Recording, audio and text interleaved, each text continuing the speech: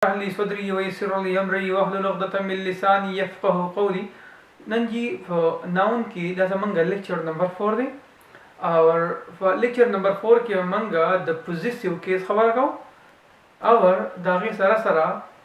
formation of possessive case. خجي now what is possessive case? Possessive come from possession, मतलब possessive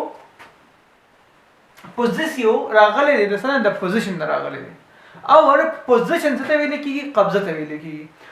what is possessive case?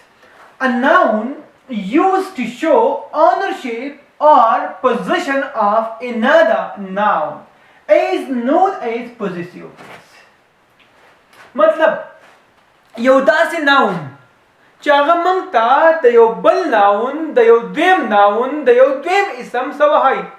ملکیت وهایي یا قبضه وهایي نو دې ته به څه ویلی کېږي دې ته به ویلی کېږي پوزیسیو کیس به ورته ویلی کېږي. ښه اوس زموږ سره د دې فارمیشن څنګه کېږي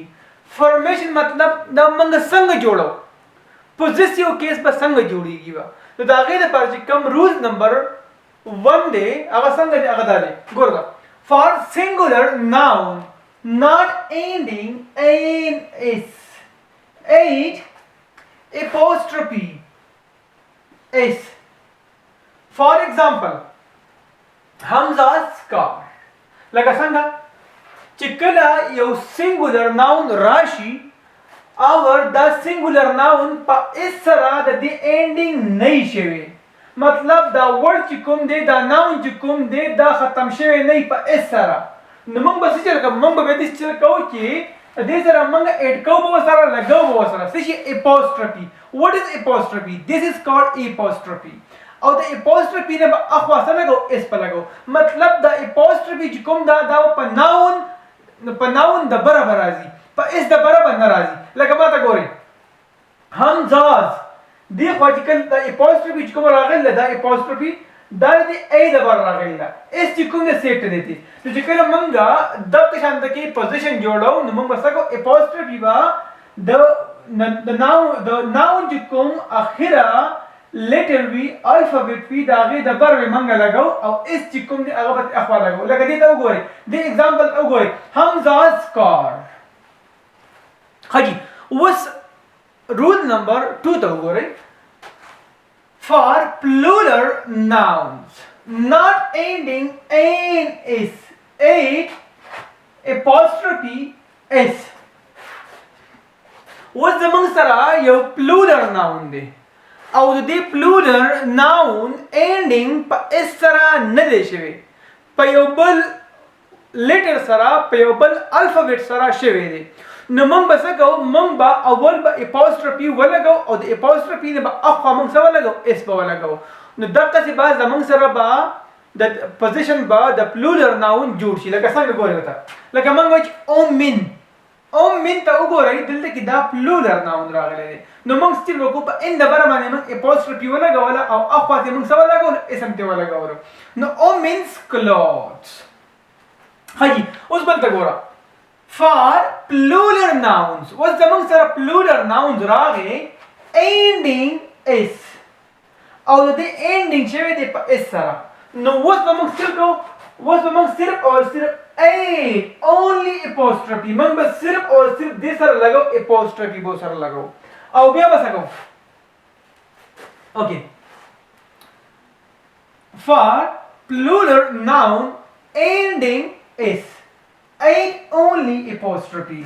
اوس زموږ سره یو plural noun راغلی دی او دا plural noun ending یې شوی دی په څه سره په اس سره د دې ending شوی دی نو موږ به بیا په دې کې څه کوو په دې کې به موږ صرف او صرف apostrophe به لګاو نور به هیڅ هم نه لګاو لکه ګورئ boys plural دی که نه اس راغلی دی که نه نو موږ څه وکړه په دې اس د بره باندې موږ apostrophe ولګوله boys school girls school.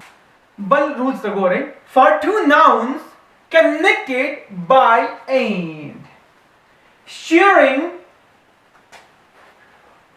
one thing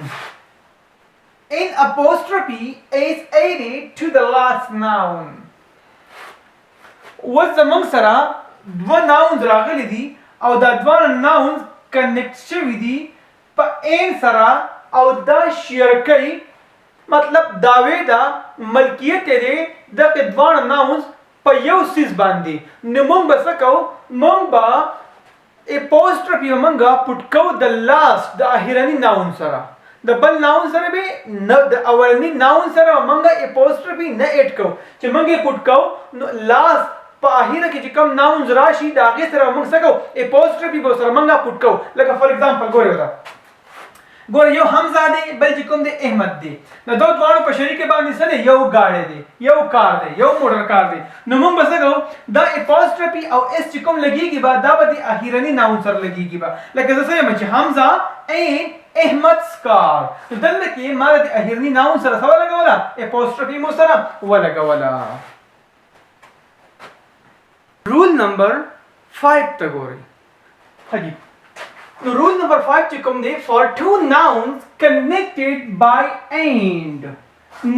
not sharing one thing